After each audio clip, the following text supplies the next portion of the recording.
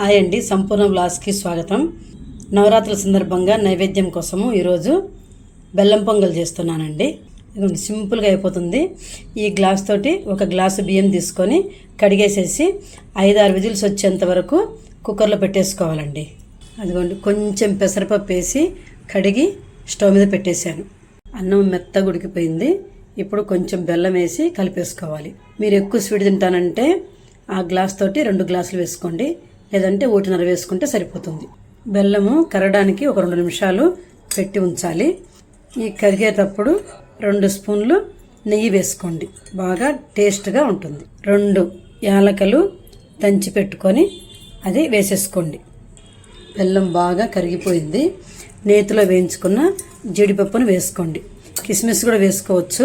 మా ఇంట్లో అంత ఇష్టంగా తినరు, అందుకని కిస్మిస్ వేయట్లేదు. బాదం పప్పు కూడా వేసుకోవచ్చు. మీరు ఒక గ్లాసు బియ్యం పోసుకున్నాను కదా, 1.5 గ్లాసు పాలు పోసుకుంటే సరిపోతుంది. ఇదిగోండి, 1/2 గ్లాసు కూడా పోసేస్తున్నాను. 2 నిమిషాలు ఉంచి దించేసేయండి. దించబోయే ముందు 2 స్పూన్లు నెయ్యి వేసుకోండి. కమ్మనైనటువంటి రుచికరమైనటువంటి నైవేద్యం కోసం బెల్లం పొంగలి రెడీ. ఎంత పని ఉన్నా కూడా సరే నైవేద్యం చేసుకోవాలా అనుకుంటే కనుక ఈజీ మెథడ్ తోటి 5 నిమిషాల్లో నైవేద్యానికి రెడీ అయిపోతుందండి.